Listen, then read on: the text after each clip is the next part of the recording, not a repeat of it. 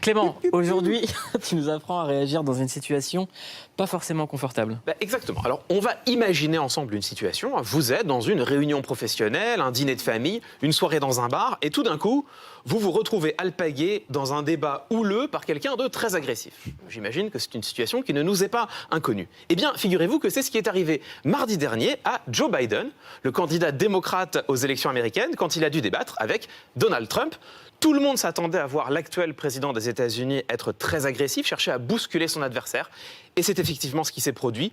Tout au long du débat, Donald Trump a utilisé deux procédés rhétoriques particulièrement conflictuels. Le premier de ces procédés, c'est tout simplement la disqualification. Let me just tell you, Joe, I've done more in 47 months. I've done more than you've done in 47 years, Joe. You could never have done the job that we did. You don't have it in your blood. Don't ever use the word smart with me. Don't ever use that word. Oh, give me a break. Because you know what? There's nothing smart about you, Joe. Alors, face à cette déferlante d'agressivité, Joe Biden n'a pas été en reste. Il a, lui aussi, pris son adversaire à partie. The fact is that everything he's saying so far is simply a lie. I'm not here to call out his lies. Everybody knows he's a liar. I've gone head to head with Putin and made it clear to him we're not going to take any of his stuff. He's Putin's puppy. You're the worst president America has ever had. Hey, Come Joe, on. Bon alors, la question qu'on va se poser dans cette chronique est la suivante. Comment faire pour répondre à l'agressivité? Eh bien, figurez-vous qu'en rhétorique, il y a trois stratégies possibles. La première stratégie consiste à encaisser les attaques de l'adversaire en les ignorant. Alors, c'est très souvent une stratégie perdante, évidemment, et beaucoup de commentateurs craignaient que ce soit celle de Joe Biden. Il n'en a rien été. La deuxième stratégie, c'est celle que Joe Biden a adoptée, répliquer. Rendre coup pour coup à son adversaire, c'est plus efficace si c'est mené avec panache, on peut sauver l'honneur, et peut-être même prendre l'ascendant. La troisième stratégie, on en parle tout à l'heure. Avant, il faut qu'on fasse un détour par la deuxième. Que ça. Gros teaser. On a travaillé, on a travaillé le récit de la chronique. Donc, il faut faire un détour avant cela par la deuxième arme qui a été utilisée par Donald Trump. Cette arme, ce sont les interruptions. Joe Biden a été constamment interrompu par son adversaire. Et vous allez voir que la plupart du temps, il s'est contenté de fermer les yeux pour bien manifester son agacement.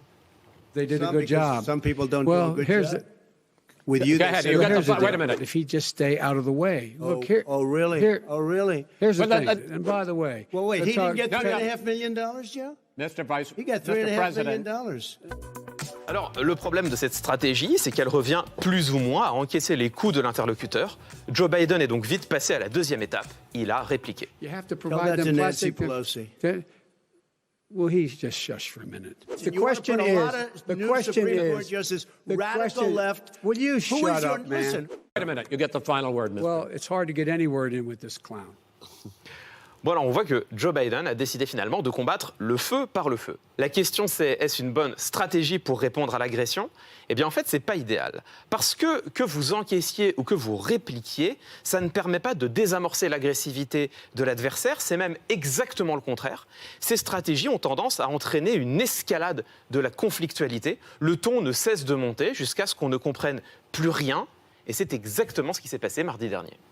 are Following you in it and a little favor bit of law and order? Go ahead, Yes, I'm say a it. favor. You Everybody's asked a in favor question, of let him finish. Law and You'll order. lose his Law left. and You'll order. lose He his had. ours. All right, we're He down. is You're, president of Mr. the President, you're United going States to. of America. We Mr. were President, breaking all right. But he wasn't given All right. tens of millions of Given dollars. That tens is of totally, millions of that's President totally President Trump, discredited. we've already been. Totally discredited.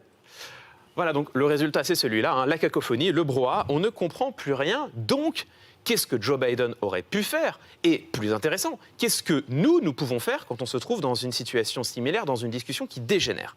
Il vaut mieux adopter la troisième stratégie de réponse aux agressions, non pas encaisser, ni répliquer, mais plutôt renvoyer. Il faut dévoiler et dénoncer le procédé qui est utilisé par notre adversaire afin de le disqualifier lui-même. En l'occurrence, ça aurait donné quelque chose comme ça.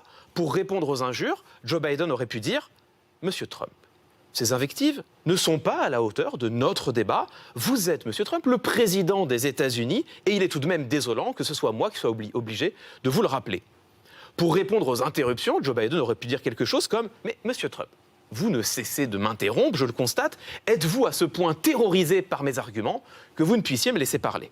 Voilà le genre de procédés que l'on peut déployer pour répondre à un interlocuteur agressif, que ce soit dans un salon, dans une salle de réunion ou à la télévision.